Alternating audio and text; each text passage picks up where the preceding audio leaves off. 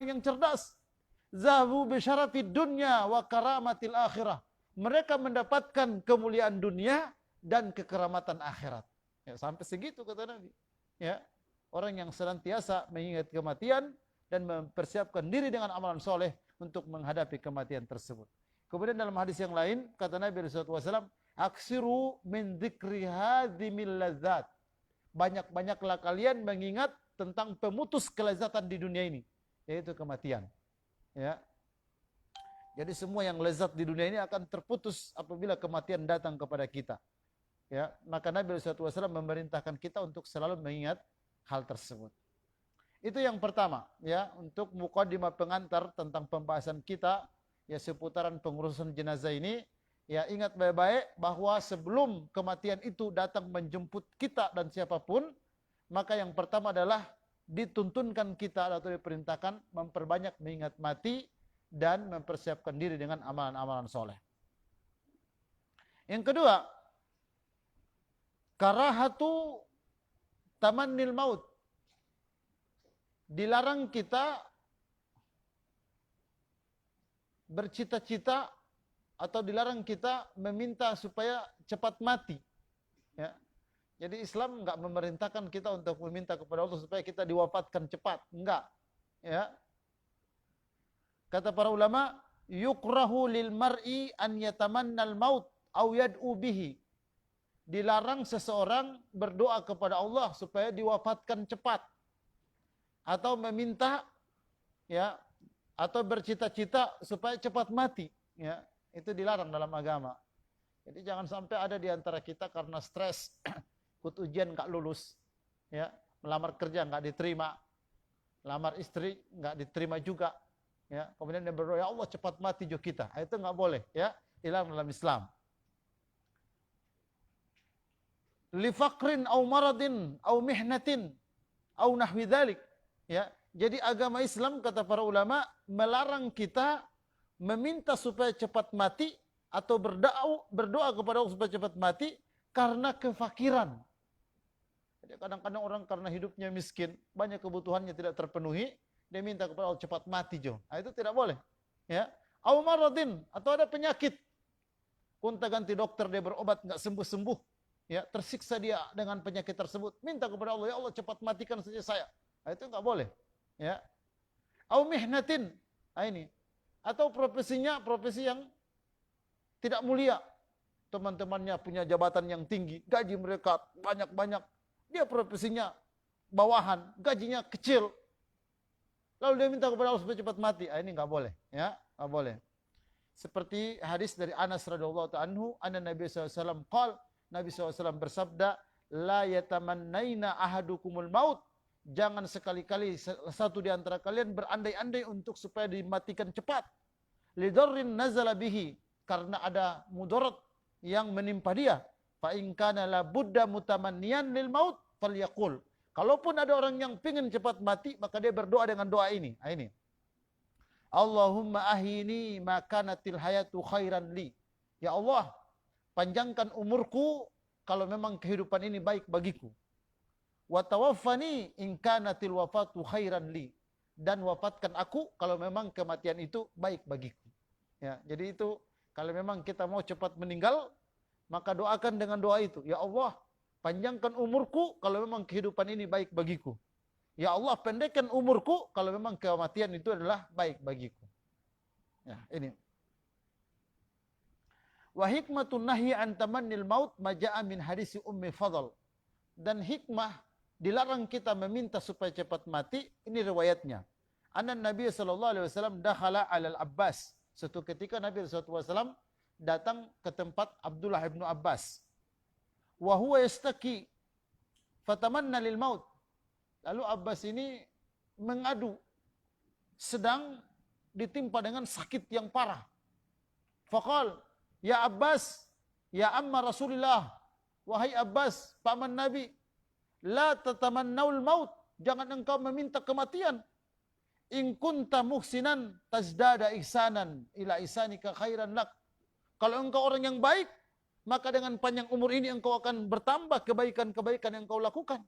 Wa in kanat musian fa in tuakhira tastatib khairun laka. Kalaupun engkau orang yang jahat, dengan panjang umur, siapa tahu engkau bisa bertobat dan bisa beramal soleh. Jadi Nabi Rasulullah SAW melarang hal tersebut. Fala tamannal maut, maka jangan ya meminta untuk supaya ya cepat meninggal. Juga ada doa yang Nabi Rasulullah SAW ajarkan ke kita, ini sempat saya kutip, yaitu Allahumma inni as'aluka fi'lal khairat wa tarkal munkarat wa hubbal masakin. Ya Allah, aku minta kepadamu supaya aku banyak berbuat kebaikan. Ya Allah, aku minta kepadamu supaya aku meninggalkan berbagai macam kemungkaran dan mencintai orang-orang miskin. Wa antaghfirali wa tarhamni, dan ampunilah dosa-dosaku dan sayangilah aku. Wa idza aradta fitnatan fi qaumi fatawaffani ghaira maftunin, dan kalau terjadi fitnah di kalangan kaumku, wafatkanlah aku bukan dalam keadaan terfitnah itu. Wa as'aluka hubbak wa hubba man yuhibbuk, aku minta cintamu dan cinta-cinta orang yang mencintaimu. Wa hubbu amalin yuqarribu ilai hubbik, dan aku meminta cinta ya untuk mendekatkan diri kepadamu. Allahumma kabirat sinni, ya Allah, sudah tua usiaku. Wa du'afat quwati, sudah lemah kekuatanku. Wa antasarat ra'iyati, dan kaumku sudah tersebar di mana-mana.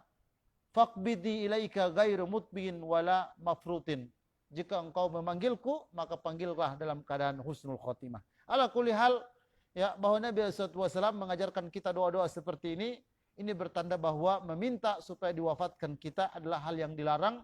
Kalaupun kita meminta dengan itu, maka mintakanlah untuk dipanjangkan umur, kalau memang panjang umur ini baik bagi kita, dan mintakan untuk dipendekkan umur, kalau itu yang terbaik buat kita.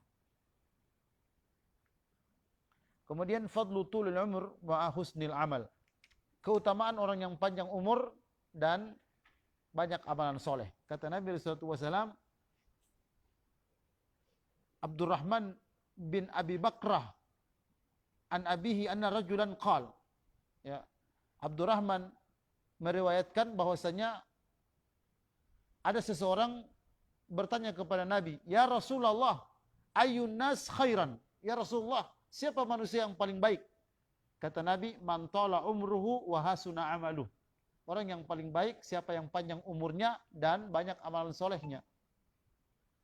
Fa ayyun nasi syarrun, lalu siapa manusia yang paling buruk? Kata Nabi, man tala umruhu wa sa'a amaluh, orang yang pendek usianya dan buruk amalannya. Jadi umur yang panjang dan banyak amalan soleh itu baik.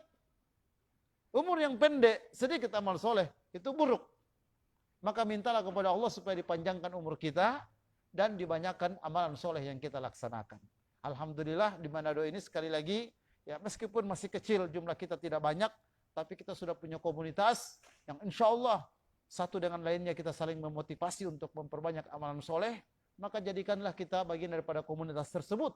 Ya, sesungguhnya ini yang disebut oleh Nabi Rasulullah SAW, khairun nas man tala umruhu wa hasuna amaluh, sebaik-baik manusia orang yang Allah panjangkan umurnya dan Allah Subhanahu wa taala banyakkan amalan solehnya. Kemudian ada juga hadis dari Abu Hurairah radhiyallahu anhu, anna Nabi SAW qala, Nabi juga bersabda, ala unabbiukum bi khairikum, maukah kalian kuberitahu orang yang paling baik di antara kalian?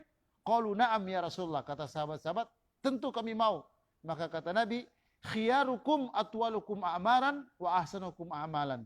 Orang yang paling baik di antara kalian adalah orang yang panjang umurnya dan yang paling banyak baik amalan-amalan solehnya. Ya, jadi dua itu sekali lagi hal yang kita harus berlomba padanya. Ya, boleh panjang umur, maka jaga kesehatan. Ya, dengan berolahraga, dengan menjaga konsumsi dan tips-tips hidup sehat. Ya, kemudian tidak cukup ya dengan sehat yang kita jaga, tapi berlomba juga untuk memperbanyak amalan soleh.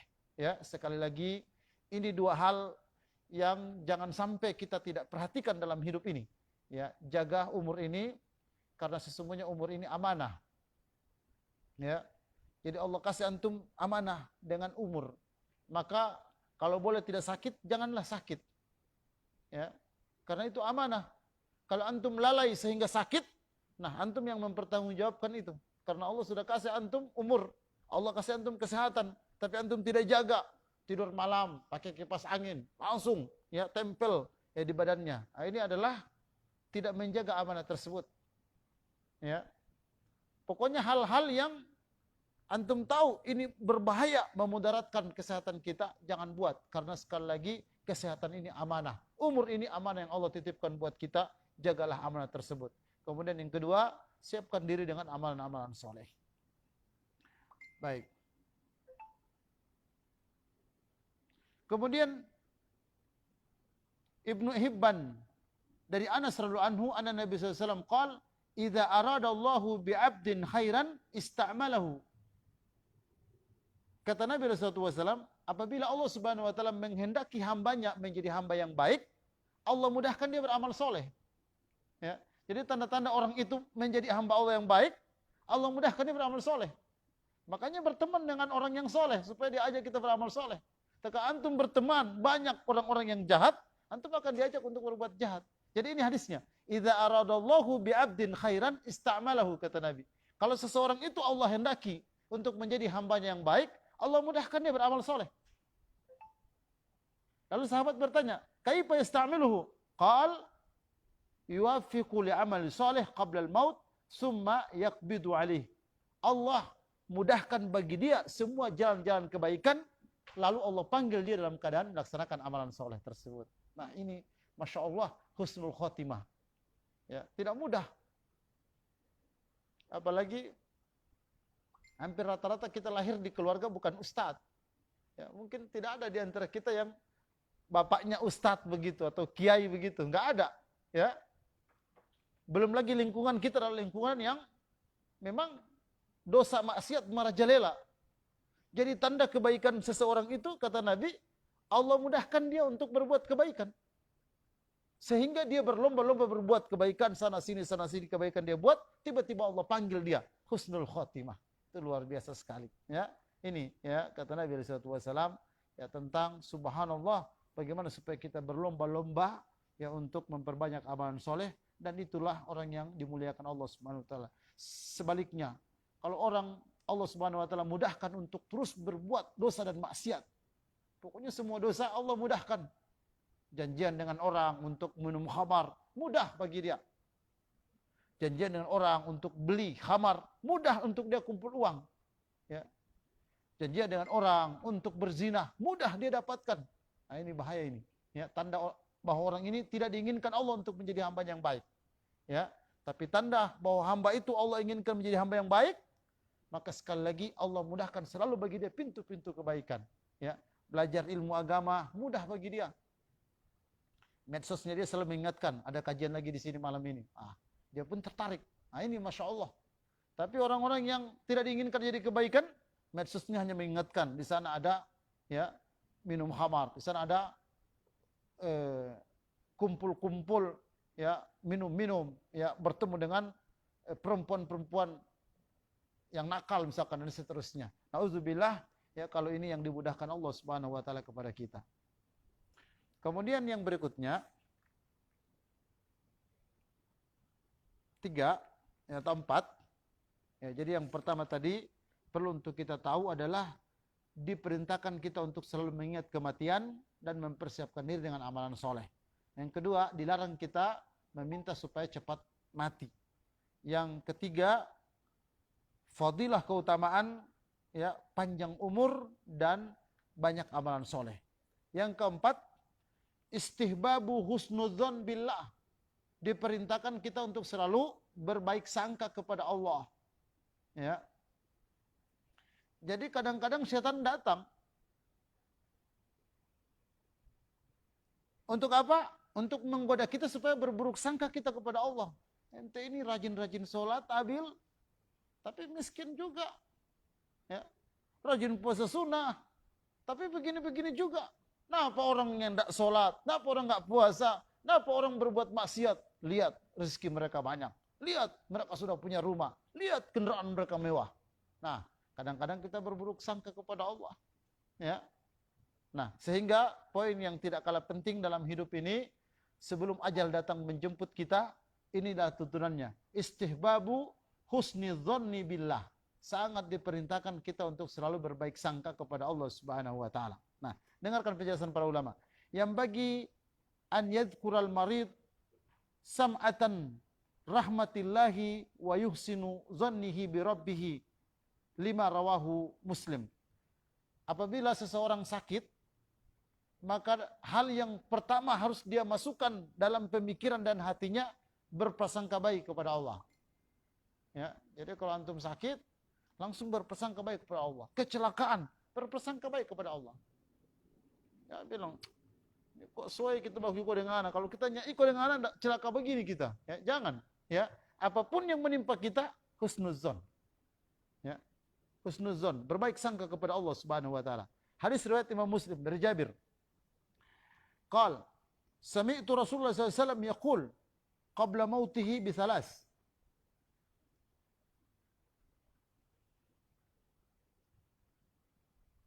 Jabir radhiyallahu anhu meriwayatkan, aku telah mendengar langsung dari Nabi sallallahu alaihi wasallam yaqulu qabla mautihi bi thalas. Sebelum beliau wafat, beliau memerintahkan 3 hal. La yamutanna ahadukum illa wa huwa yuhsinu dzan billah. Jangan ada yang meninggal di antara kalian kecuali dia berhusnuzon kepada Allah. Nah, itu salah satu di antara nasihat yang Nabi wasiatkan, kata Jabir radhiyallahu anhu, sebelum Nabi meninggal. Ya, jangan ada di antara kita meninggal kemudian tidak berhusnuzon kepada Allah Subhanahu wa taala. Dalam hadis yang lain,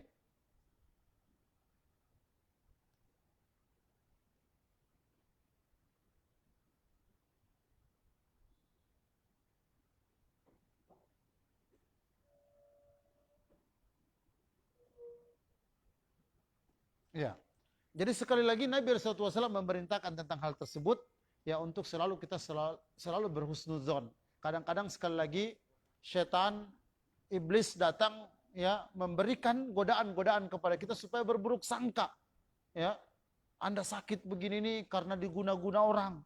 Anda sakit begini karena macam-macam lah.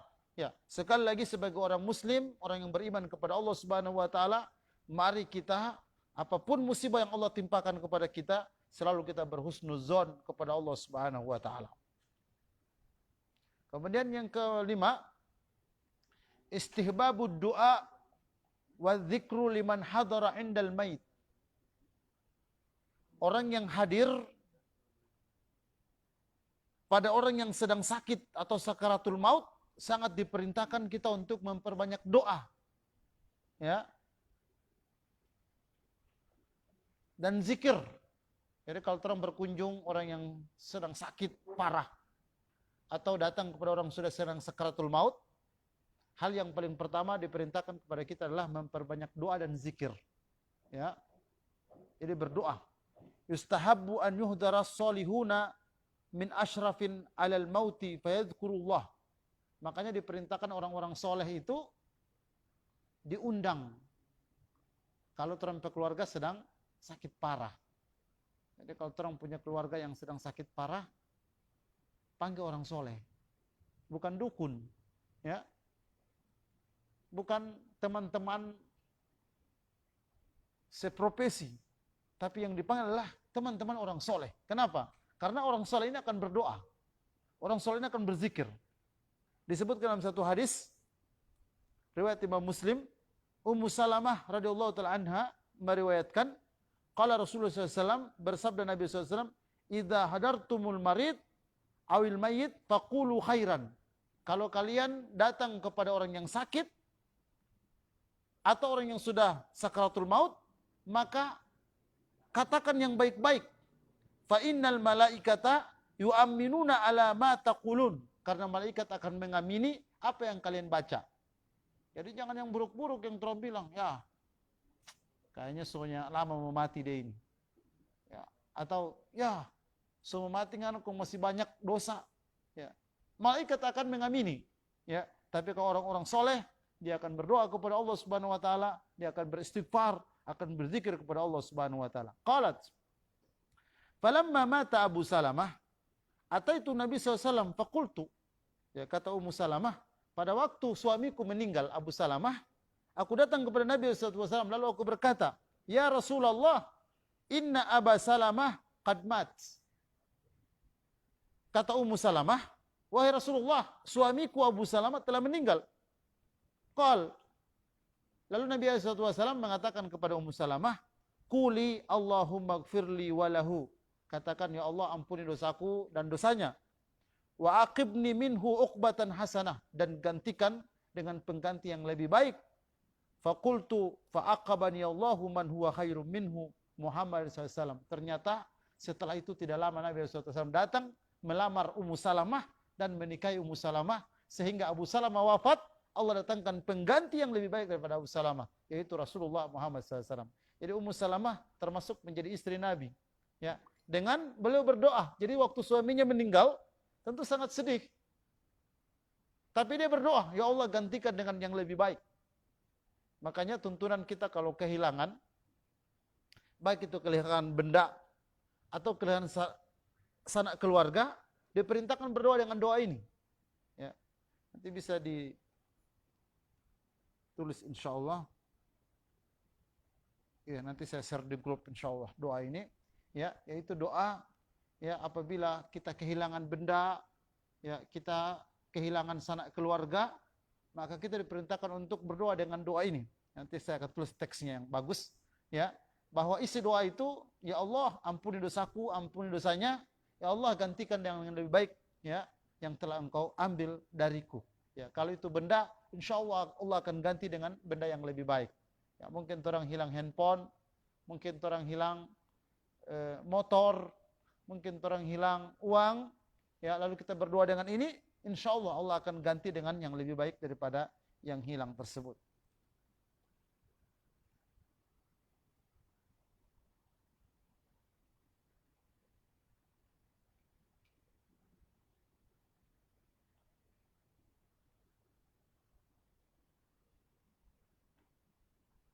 Nah, kemudian berikutnya mayusandu innal ikhtidar.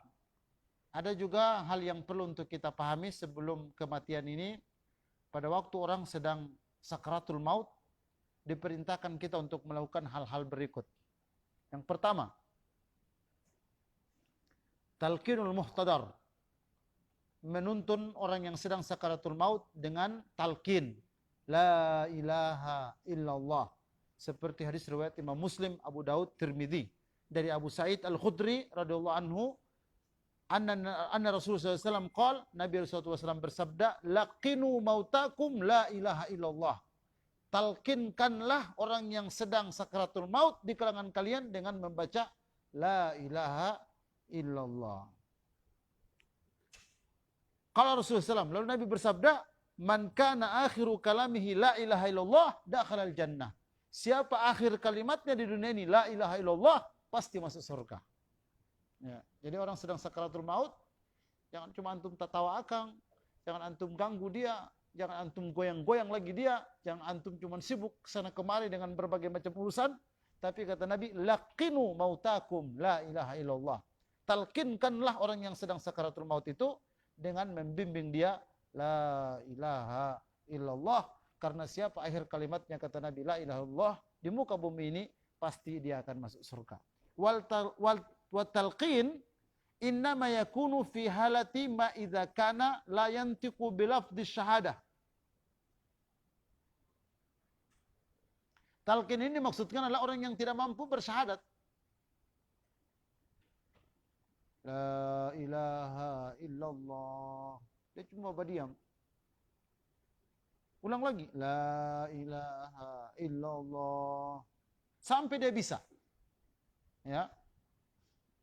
Fa in kana yantiqu biha fala ma'nan litalqihi. Wa talqin inma yakunu fil hadir al-aqal al-qadir 'alal kalam. Orang yang bisa berbicara, orang yang bisa sehat seperti biasa. Nah, mereka yang kita talqin. Kalau orang yang wowo, ya, orang yang bisu, nah itu tidak perlu ditalqin. Ya, karena bila antum talqin dia nggak bisa akan ungkapkan kalimat itu. Orang yang ditalqin adalah orang yang normal seperti kita. Nah, ini yang pertama. Jadi orang sedang sakaratul maut itu, hal yang pertama untuk kita perhatikan adalah bimbing dia dengan talqin, la ilaha illallah, seperti yang kami sebutkan tadi. Yang kedua, taujihuhu ilal qiblah. muttaji'an ala syiqqatil aiman. Hadapkan dia ke kiblat. Ya. Muttaji'an ala syiqqatil aiman. Bahwa kanannya dibawa. Jadi kalau di sana kiblat, kepalanya di sana. Kasih miring dia begini, ya. Ini yang kedua. Lalu talqin. Kalau dia masih mampu seperti itu, ya, ini namanya taujihun ilal qiblah muttaji'an ala syaqqat aiman. Ini hadis-hadisnya cukup banyak, ya. Di antaranya adalah hadis dari Abu Qadadah, anna Nabi sallallahu alaihi wasallam lamma qadimal Madinah sa'ala 'anil Barra' ibnu Ma'ruf faqalu tufiya. Waktu Nabi sallallahu alaihi wasallam datang di Madinah, Nabi sallallahu alaihi wasallam bertanya tentang Barra' ibnu Ma'ruf. Lalu mereka bilang orang Madinah dia sudah wafat. Wa ausa bi sulusi malih. Barra' ibnu Ma'ruf ini sebelum beliau wafat, kata orang-orang, ya Rasulullah, dia berwasiat supaya sepertiga hartanya diinfakkan fisabilillah. Wa an yuwajjihu lil qiblah limahtadar, dan dia berwasiat kalau saya sudah sakaratul maut, hadapkan saya ke kiblat. Nah, ini kata Barra'. Faqala Nabi SAW asabal fitrah. Maka kata Nabi, apa yang dia katakan itu, itulah ajaran Islam. Ya. Jadi Al-Barra' ini dulu tidak tahu bahwa boleh berwasiat sepertiga harta untuk diinfakkan fisabilillah. Berwasiat supaya kalau dia sakaratul maut dihadapkan ke kiblat. Ternyata apa yang dia bilang itu, kata Nabi, itulah fitrah, itulah ajaran Islam, ya, yang belum sempat ku sampaikan kepada kalian, tapi dia sudah menyebutkan dan itu benar. Ya, sehingga itu menjadi ajaran Islam bahwa kalau orang sudah sakaratul maut, kalau banyak harta kita, berwasiatlah sebagian untuk kita infakkan. Ya. Ya, nanti meninggal, tompe anak-anak, tompe sanak keluarga berebutan untuk memperebutkan harta karena tidak ada wasiat. Ya. Atau sanak keluarga kita baru sibuk. Nah, mau kasih haji orang tua yang sudah meninggal.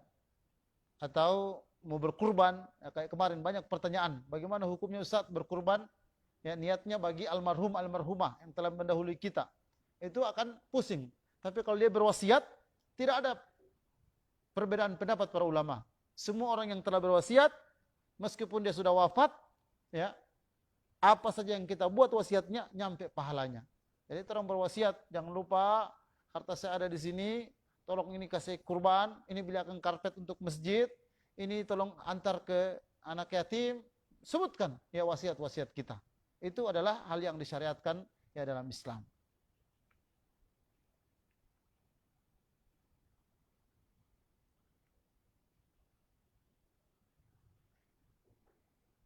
Juga dalam hadis yang lain, anna Fatimah binti Nabi SAW inda mautiha istaqbalat lil qiblah summa tawassadat biyaminiha.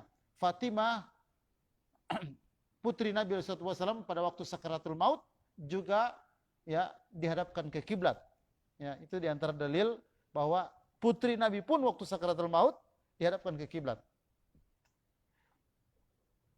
Wa amara Rasulullah SAW an-naimu an yanama 'alaiha, dan Nabi SAW memerintahkan orang yang tidur untuk supaya menghadap ke kiblat juga. Saya jelaskan, adab-adab tidur adalah orang kepala ke sana, kaki ke sana. Kecuali kalau memang posisi ranjang sudah tidak bisa diputar, ya. Jadi kalau rumah-rumah kita masih bisa diatur tempat tidur, nah, begini mungkin posisi ranjang. Sana kepala, ya, kaki ke sini. Nah, untuk berbaring pertama, saya akan menghadap ke kiblat. Ya, mungkin sekitar 1 menit, 2 menit, setelah itu boleh ya terlentang, boleh ke kiri. Yang penting pertama kali adalah ke kanan dulu. Nah, ini ya tuntunannya. Yang kedua, wa an yakuna alaihi al-mayyit fi qabri. Bahwa orang yang sudah diletakkan ke dalam kubur juga seperti itu posisinya. Ya, jadi pada waktu orang dimakamkan itu dihadapkan ke kiblat juga. Bagaimana caranya? Seperti tadi, dimiringkan dia, ya, kepalanya ke sana, ya kakinya ke sana. Begitu orang di dalam liang lahat. Wa anil mustahdar yastalqi alaihi qafahu qadamahu al-qiblah.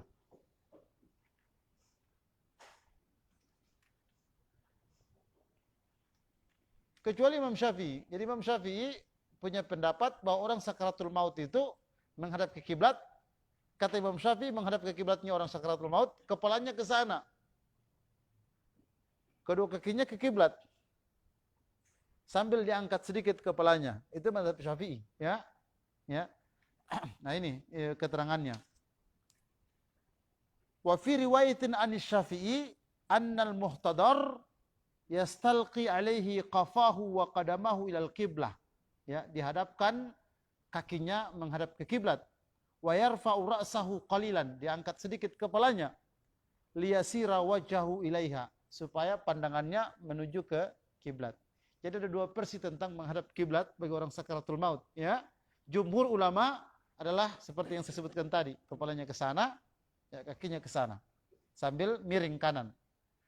Mazhab Syafi'i, kakinya ke sana, kepalanya ke sana, tapi diangkat sedikit kepala supaya wajahnya ini menghadap ke kiblat. Ya, kalau nggak diangkat nanti wajahnya ke atas, ya, ke langit, bukan ke kiblat. Ya, tapi kalau diangkat nanti wajahnya ke sana. Nah, ini mazhab Imam Syafi'i. Wallahu a'lam, dua-duanya punya dalil masing-masing.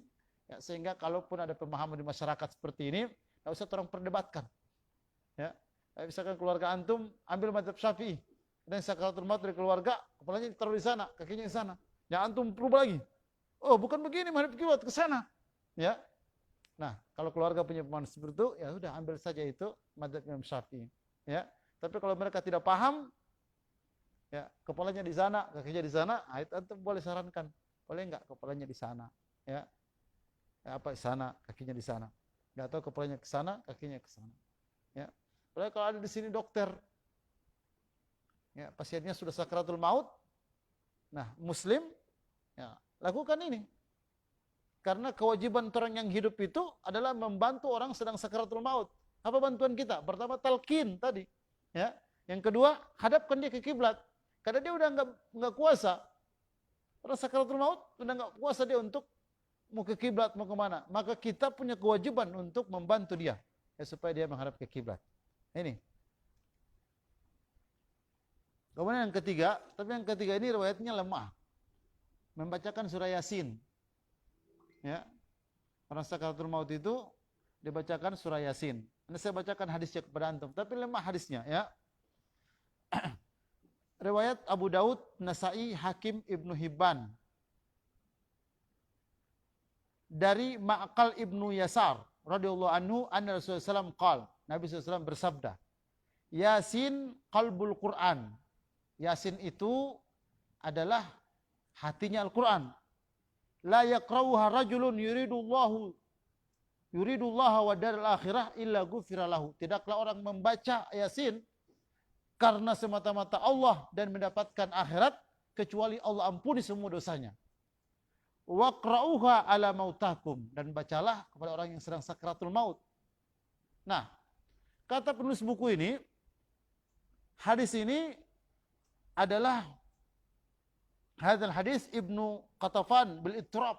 Hadisnya ini ittirab. Ittirab itu goncang.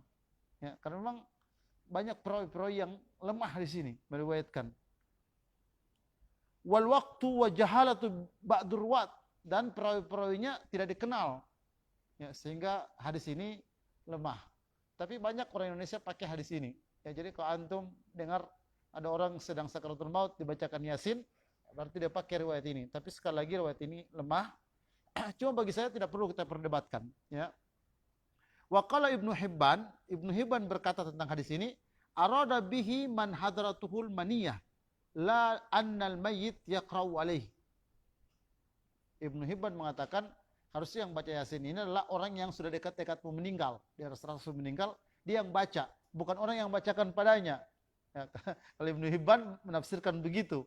Kalaupun hadis ini benar, kata Ibnu Hibban, yang dimaksud adalah orang yang sudah dekat-dekat meninggal, dia yang baca Yasin, bukan orang yang bacakan kepadanya.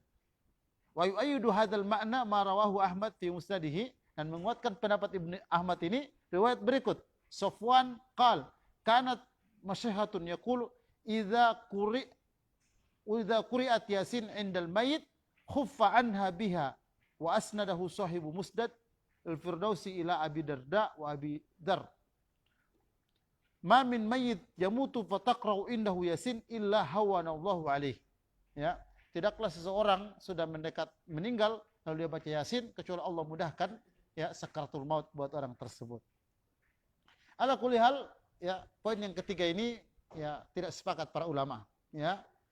Kemudian yang keempat, bagi orang yang sudah mau sakaratul maut ini, ya, hal yang perlu untuk kita perhatikan adalah tagmidu ainaihi idza mat. Kalau sudah dicabut rohnya, maka tutupkanlah matanya kalau masih terbuka. Nah, itu kewajiban kita. Jadi kadang-kadang ada orang yang sudah wafat, matanya masih terbuka. Maka kewajiban kita untuk menutupkan. Bagaimana caranya? Ya. Dengar. Anna Nabi SAW dakhala ala Abi Salamah wa qad shaqqa basarhu. Nabi SAW pada waktu Abu Salamah meninggal datang dan melihat ternyata Abu Salamah sudah wafat, matanya masih terbuka. Ya. Summa qala innar ruha idza qabida tabi'ahul basar. Nabi SAW bersabda, roh pada waktu dicabut, mata mengikuti roh tersebut. Ya, maka kalau dicabut kepala, maka terus akan ikut begini sehingga terbuka matanya. Jadi bukan hal yang aib, ya. Pada waktu orang meninggal matanya masih terbuka. Nah, kewajiban kita adalah menutupkan matanya. Bagaimana? Tutup, ya. Ambil dengan tangan lalu bacakan bismillahi ala millati rasulillah. Ya. Tertutup dia nanti, ya. Gitu. Bismillahi ala millati rasulillah. Baik. Yang kelima,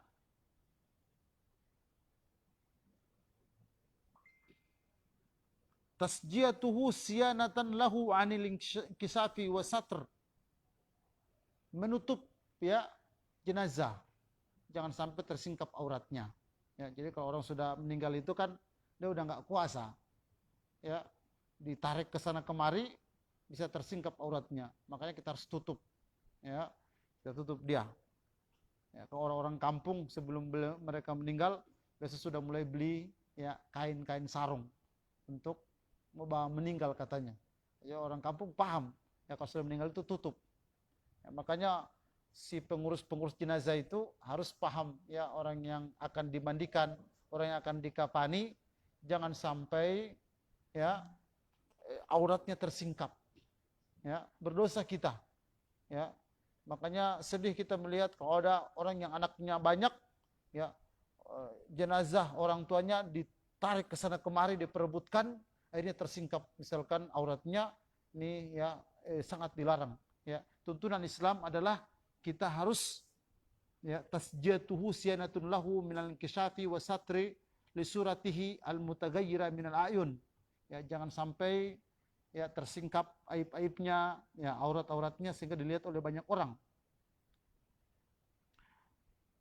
Wa juzu takbilul mayyit ijma'an.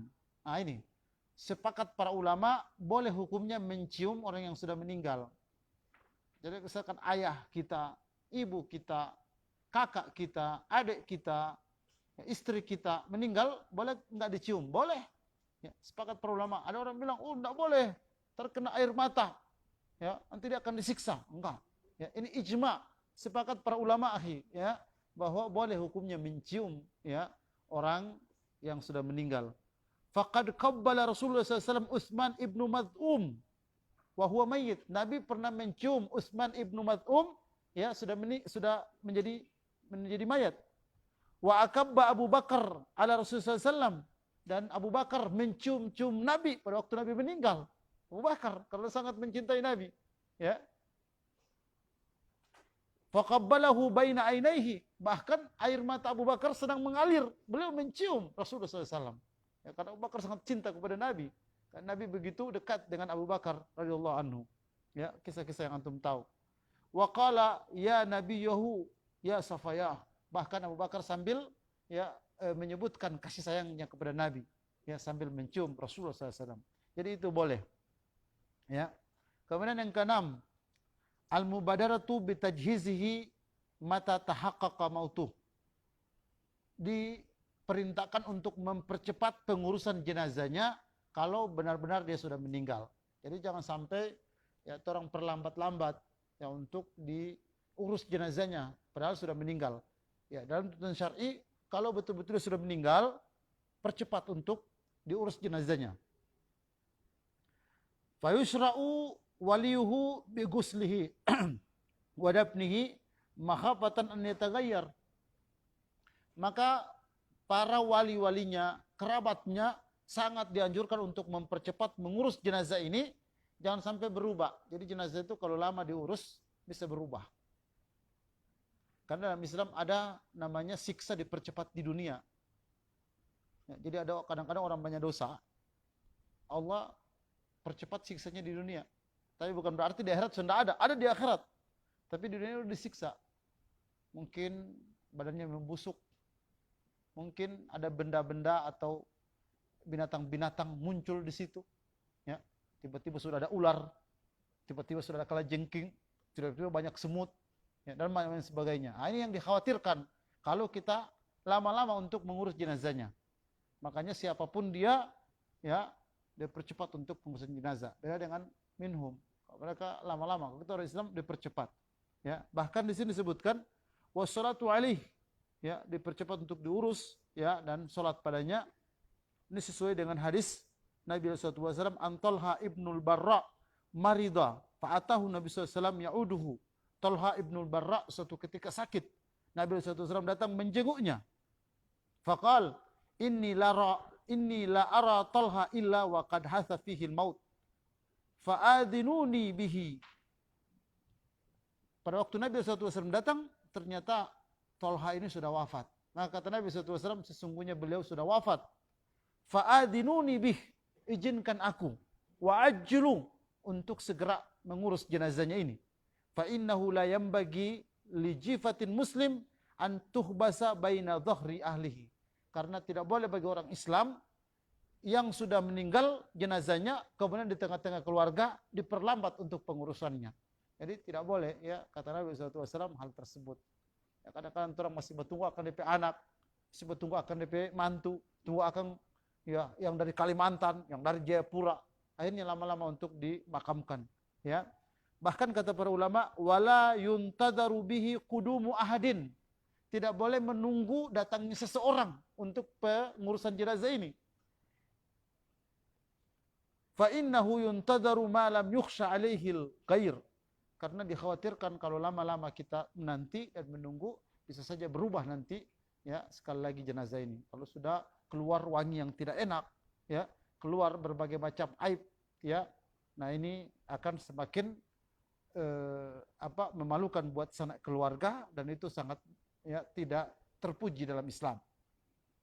Juga Nabi SAW qala, ya, Nabi SAW pernah bersabda dari Ali radhiyallahu anhu, qala lahu ya Ali salasun la tuakhiruha, wahai Sayyidina Ali, 3 hal jangan engkau perlambat. As-salatu idza atat, waktu salat kalau sudah masuk. Wal janazatu idza hadarat, jenazah kalau sudah, ya, terjadi, ya, orang sudah meninggal. Wal ayyimu idza wajadat kuf'an, gadis kalau sudah ada yang melamarnya, ya, cepat untuk dinikahkan. Jadi 3 hal ini disebutkan oleh Nabi SAW, tidak boleh kita perlambat. Ya, sekali lagi, yang pertama, salat kalau sudah masuk waktunya, ya, percepat untuk dilaksanakan. Kemudian yang kedua, ya, jenazah kalau sudah terjadi cepat untuk diurus dan dimakamkan. Dan yang ketiga, anak gadis kalau sudah ada yang melamarnya, atau anak muda kalau sudah siap untuk menikah. Nah, di sini disebutkan 2 sebetulnya. Al-ayyimu, ya. Al-ayyimu itu bisa diartikan anak gadis, bisa juga diartikan anak bujang, ya. Idza wajada kuf'an, kalau sudah dapat kafa'ah. Artinya kalau perempuan sudah ada yang lamar, kalau laki-laki sudah mampu menikah, ya, dilarang untuk kita perlambat-lambat tentang hal ini. Baik, yang ke-7. Ini mungkin terakhir yang saya ingin sebutkan malam ini. Qada'u dainuhu, mempercepat membayar hutangnya, ya. Jadi kalau ada keluarga kita yang meninggal, ya, sekali lagi sebelum hartanya dibagi sebagai harta warisan, ya, percepat untuk kita bayar dulu hutang-hutangnya. Kata Nabi SAW dalam hadis Abu Hurairah, anna Nabi SAW qala nafsul mu'minu mu'allaqatun bidinihi hatta yuqda anhu. Jiwa seseorang itu tergantung dengan hutang-hutangnya sampai dibayar hutangnya itu. Jadi kalau orang meninggal, Pak, dia masih punya hutang, dia belum bisa masuk surga, belum boleh mendapatkan hukuman, ya. Padahal dia ahli surga, dia banyak amalan soleh, belum bisa dia dapat itu sebelum hutang-hutangnya dibayar. Nah, ini hadisnya, ya. Nafsul mu'minun mu'allaqun bidinihi. Jiwa seorang yang beriman itu tergadaikan, tergantung dengan hutangnya. Hatta yuqda anhu, hingga hutang-hutang tersebut dibayar. Nah, ini dengar penjelasan para ulama. Amruha mauqufun la yuhkamu laha bi janazatin wala bihalakan wa wala mahbusatin anil jannah. Belum boleh dia masuk ke dalam surga, belum boleh dia mendapatkan kenikmatan kubur kalau hutang-hutangnya itu belum terbayarkan. Wa hadza fi man mata wa taraka ma la yuqda minhu dainuhu. Amma man la mala lahu wa mata aziman 'alal qada. Ini adalah orang yang meninggal yang ada hartanya tidak sempat dia bayar. Tapi kalau ada orang yang meninggal, ada hutangnya tapi tidak mampu membayarnya. Tapi dia berniat untuk membayar. Saya punya hutang sama Mas Rafiq. Saya niat untuk membayar tapi belum dapat uang untuk membayarnya. Nah ini, ya, dengar penjelasannya. Amma man la mala lahu wa mata aziman 'alal qada faqad thabata anna Allah Ta'ala yaqdi anhu. Karena ada niat dia yang ikhlas untuk mau membayarnya itu, sampai dia wafat tidak mampu dia untuk membayarnya, maka Allah yang membayarnya. Allah ampuni dia, ya. Wa mislahu man mata wa lahu malun wa kana muhibban lil qada wa lam yaqdi minhu malihi wa warasatihi. Ya, ini hadis Nabi sallallahu alaihi wasallam, anna Nabi sallallahu alaihi wasallam qala man akhadha amwalan nasi yuridu ada'uha adallahu anhu. Siapa pinjam uang kepada seseorang lalu dia tetap berniat, bertekad untuk mau membayarnya, Allah akan mudahkan dia untuk membayarnya. Tetapi siapa pinjam uang tidak bertekad, tidak ada keinginan kuat untuk membayarnya, maka Allah akan sulitkan dia untuk membayarnya. Kalau tuan pinjam uang, ya, tanamkan dalam hati yang pertama adalah saya mau bayar, ya. Ada sebagian orang, masya Allah, sebab pinjam, lari-lari dia orang yang pinjam akang, ya. Mau telepon dia sunyak kasih aktif dia nomor, ya. Mau WhatsApp dia tidak mau bayar, dia tidak mau balas. Nah, jangan sampai seperti ini. Nah, semakin kita menjauh dari utang ini, semakin Allah persulit kita untuk bisa membayar hutang, kata Nabi. Tapi semakin kita, ya, bersemangat untuk membayarnya, maka semakin Allah mudahkan kita untuk bisa membayar hutang tersebut. Dan kalau sampai meninggal kita tidak mampu membayarnya, Allah Subhanahu wa taala mengampuni hal tersebut, ya. Tentu ini niat kita dengan Allah, ya. Hanya Allah yang tahu, ya. Ada orang yang dia bilang saya sudah niat bayar, tapi sudah doi dia tidak pernah store, ya. Allah yang tahu itu, ya. Jadi Allah yang paling tahu apakah kita sudah punya niat membayar atau tidak. Sekali lagi Allah Subhanahu wa taala yang tahu. Ini satu hadis lagi dari Abu Hurairah, Imam Bukhari meriwayatkan, ana aulan bil mu'minina min anfusihim faman mata wala hidaun walam yatruk wafa'an fa'alaina qada'uhu wa man taraka malan faliwarasatihi. Di zaman Nabi SAW, kalau ada orang muslim yang meninggal dan dia punya hutang, maka baitul mal yang akan membayarnya kalau dia nggak punya uang. Tapi kalau dia punya uang, lalu dia meninggal, maka ahli warisnya akan membayar. Ya, jadi begitu aturan di zaman Nabi. Dahulu ada namanya baitul mal. Ya. Kalau orang sekarang kan so pajak Pak Yuda. Ya. Kalau dulu baitul mal, jadi zakat, jizyah, pokoknya semua yang berbau-bau keuangan itu di-store ke baitul mal. Nah, baitul mal ini negara akan kelola. Salah satu di antara program negara untuk pengelolaan uang baitul mal ini adalah membayar hutang orang yang meninggal, yang dia tidak mampu membayarnya. Ya, tapi kalau dia meninggal ada hartanya, maka harta itu akan dibayarkan oleh sanak keluarganya. Tapi kalau dia meninggal, nggak ada siapa-siapa, nggak ada uangnya, baitul mal yang akan membayarnya. Itu salah satu di antaranya. Yang kedua, menikahkan anak-anak muda yang tidak mampu menikah dengan uang baitul mal. Jadi dulu di zaman Nabi itu Kalau ada anak muda pengen menikah tapi belum punya uang, maka akan diambilkan dari baitul mal untuk menikahkan orang tersebut. Sekarang karena sudah tidak ada baitul mal, jadi orang kalau tidak mampu menikah ya bersabar saja begitu. Iya, yang tidak punya harta akhirnya mereka berzina. Ya, tapi kalau dulu subhanallah, bahkan di zaman Umar bin Abdul Aziz saya baca sejarahnya itu, prajurit yang diturunkan oleh Umar untuk mendata anak-anak muda yang sudah cukup umur, yang sudah siap menikah, dinikahkan mereka secara massal dengan biaya dari negara. Itu kalau terjadi di negara kita, masya Allah. Ya, boleh data itu anak-anak muda yang sudah siap menikah, ya negara yang akan biayai. Ya, mulai dari harta mahar diberikan, ongkos walimah diberikan, bahkan modal untuk menjalin rumah tangga ke depan akan diberikan oleh negara. Itu masya Allah kalau seperti itu negara kita mengelola keuangan negara, masya Allah.